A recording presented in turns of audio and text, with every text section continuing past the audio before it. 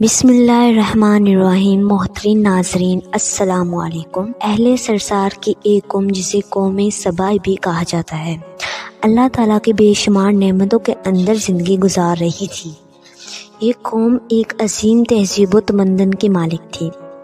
حضرت داؤد علیہ السلام اور حضرت سلیمان علیہ السلام کی باعظمت حکومتوں کے بعد ان کی حکومت زبان زد خاص و عام تھی۔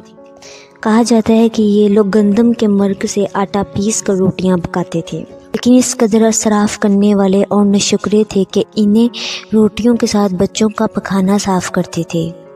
ان آلودہ روٹیوں کو اکٹھا کرنے سے ایک پہاڑ بن گیا تھا۔ ایک صالح شخص نے وہاں سے گزرتے ہوئے ایک عورت کو دیکھا جو روٹی کے ساتھ بچے کے پکانے کے مقام کو صاف کر رہی تھی۔ اس شخص نے عورت سے کہا، تیرے اوپر افسوس، خدا سے ڈر، کہیں ایسا نہ ہو کہ تیرے اوپر اپنا غضب ڈھائے اور تجھ سے اپنی نعمت چھین لے۔ اس عورت نے جواب میں مذاق اڑایا اور مغرورانہ انداز میں کہا، جاؤ، گویا کہ مجھے بھوک سے ڈرا رہے ہو۔ جب تک سرسار جاری ہے مجھے بھوک سے کسی قسم کا کوئی خوف نہیں ہے۔ کوئی زیادہ عرصے نہیں گزرا تھا کہ اللہ تعالیٰ نے ہوش و بازو اور اسراف کار لوگوں پر اپنا غضب ڈھایا۔ پانی جو کہ زندگی کی بنیاد ہے ان لوگوں سے چھین لیا تھا۔ قحط نازل ہوا، بات یہاں تک پہنچ گئی کہ ان کے ذخیرے کی ہوئی تمام غذا ختم ہو گئی۔ آخر کار وہ مجبور ہو گئے کہ انہیں آلودہ روٹیوں پر ٹوٹ پڑے جو ان لوگوں نے اکٹھی کر کے پہاڑ کے مانے ڈھیر لگایا ہوا تھا، بلکہ وہاں سے روٹی لینے کے لیے صف لگتی تاکہ ہر کوئی وہاں سے اپنے حصے کی روٹی لے سکے۔ کافران نعمت، قحط اور ان کی بدحالی کے بارے میں متعدد روایات موجود ہیں۔ سورہ نحل کی آیت نمبر 112 اور 113 میں یوں ارشاد ہوتا ہے، اللہ نے اس قریہ کی بھی مثال بیان کی ہے جو محفوظ اور مطمئن تھا۔ اس کا رزق ہر طرف سے باقاعدہ آ رہا تھا، لیکن اس قریہ کے رہنے والوں نے اللہ کی نعمتوں کا انکار کیا اور خدا نے انہیں بھوک اور پیاس کا مزہ چکھایا۔ صرف ان کے ان اعمال کی بنا پر جو کہ وہ انجام دے رہے تھے، اور یقیناً ان کے پاس رسول آیا تو انہوں نے اس کی تقویت کر دی، تو پھر ان تک عذاب آ پہنچا کہ یہ سب ظلم کرنے والے تھے۔ اسی قوم سبا کے بارے میں ایک اور واقعہ بیان ہوتا ہے کہ ان لوگوں نے اپنی زراعت کو بہتر طور پر کاشت کرنے کے لیے پانی ذخیرہ کرنے کی خاطر بلک کے دو پہاڑوں کے درمیان ایک بہت بڑا بند مغرب تعمیر کیا ہوا تھا۔ سوراخ اور دوسرے پہاڑوں سے گزرا ہوا پانی اس بند میں آ کر وافر مقدار میں جمع ہو جاتا تھا۔ قوم سبا اس پانی سے صحیح طور پر استفادہ کرتے ہوئے وسیع و عریض اور بہت سی خوبصورت باغات لگائیں اور کھیتی باڑی کو رونق بخشی۔ ان باغات کے درختوں کی شاخیں اس قدر پھلوں سے لدی ہوئی ہوتی تھی کہ کہتے ہیں کہ اگر کوئی شخص سر پر ٹوکری رکھ کر ان کے نیچے سے گزرتا، پھل خود بخود ٹوکری میں گرنا شروع ہو جاتے اور قلیل مدت میں ٹوکری تازہ پھلوں سے بھر جاتی۔ اس قوم کے بہت سے دیہات اور کھڑے تھے جو آباد اور آپس میں جڑے ہوئے تھے، لیکن نعمتوں کی کثرت نے انہیں شکر کرنے کے بجائے سرمست اور غافل کر دیا، یہاں تک کہ ان کے درمیان بہت بڑا طبقاتی نظام وجود میں آ چکا تھا۔ ان میں سے سابق اقتدار لوگوں نے کمزور اور ضعیفوں کا خون چوسنا شروع کر دیا تھا، یہاں تک کہ ان لوگوں نے خدا سے ایک احمقانہ التماس کیا جس کا ذکر سورہ سبا کی آیت نمبر 19 میں ملتا ہے۔ انہوں نے کہا، خدایا ہمارے سفروں کے درمیان فاصلہ زیادہ کر دے۔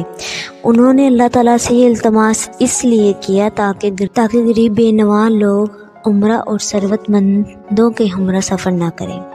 ان کی خواہش تھی کہ آبادیوں کے درمیان خشکی ہو اور فاصلہ بہت زیادہ ہو تاکہ تہی دست اور کم آمدنی والے لوگ ان کی طرف سفر نہ کر سکیں۔ اللہ تعالیٰ نے ان مغروروں کے پیٹ پجاریوں پر اپنا غضب نازل کیا۔ بعض تواریخ کے مطابق ان مغرور لوگوں کی آنکھوں سے دو سراہی چوہے نے مارب نامی بند کی دیواروں پر حملہ کر کے انہیں اندر سے کھوکھلا کر دیا۔ ادھر سے بارشیں زیادہ ہوئی جن کی وجہ سے سیلاب آ گیا۔ بند میں پانی بہت زیادہ اکٹھا ہو گیا تھا۔ اچانک بند کی دیواریں ٹوٹی، اس سے ایک بہت بڑا سیلاب آیا جس میں تمام دیہات، آبادیاں، مال مویشی، باغات، کھیتیاں اور ان کے محل اور گھر پانی میں غرق ہو کر نابود ہو گئے۔ ان کے باغات اور زراعت میں سے صرف کچھ پیلو اور بیری کے درخت اور کچھ جھاڑیاں بچی تھیں۔ خوشلحان پرندے وہاں سے کوچ کر گئے تھے، جبکہ الو اور کووں نے قوم سبا کے کھنڈرات میں اپنے گھونسلے بنا دیے تھے۔ اس بات کا ذکر سورہ سبا کی آیت نمبر 15 اور 16 میں ملتا ہے، اور آخر میں سورہ سبا کی آیت نمبر 17 میں قرآن کریم اس واقعے کا یوں نتیجہ اکٹھا ہو گیا تھا۔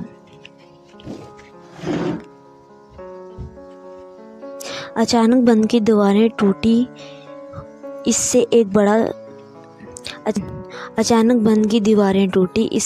ایک بہت بڑا سیلاب آیا، جس میں تمام دیہات آبادیاں مال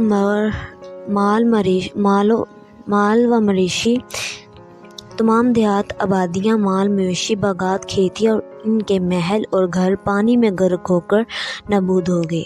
ان کے باغات اور زراعت میں سے صرف کچھ پیلو اور بیری کے درخت اور کچھ جھاڑیاں بچی تھیں۔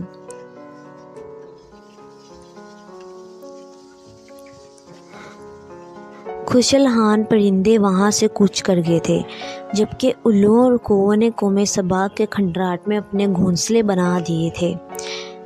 اس بات کا ذکر سورہ سبا کی آیت نمبر 15 اور 16 میں ملتا ہے، اور آخر میں سورہ سبا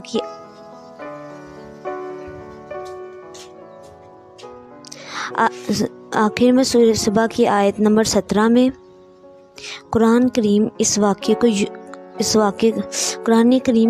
کا یوں نتیجہ نکالا ہے: یہ ہم نے ان کی ناشکری کی سزا دی ہے، اور ہم ناشکروں کے علاوہ کسی کو سزا نہیں دیتے۔ امید کرتی ہوں کہ آپ کو آج کی ویڈیو اچھی لگی ہوگی۔ اگر اچھی لگی تو لائک کریں، اور ویڈیو کو مزید اس طرح اگر آپ کو ہماری ویڈیو اچھی لگی تو اسے لائک کریں، اور مزید ایسی ویڈیوز دیکھنے کے لیے میرا چینل سبسکرائب کریں۔ ملتے ہیں نیکسٹ ویڈیو میں، تب تک کے لیے اجازت دیجیے۔ اللہ حافظ۔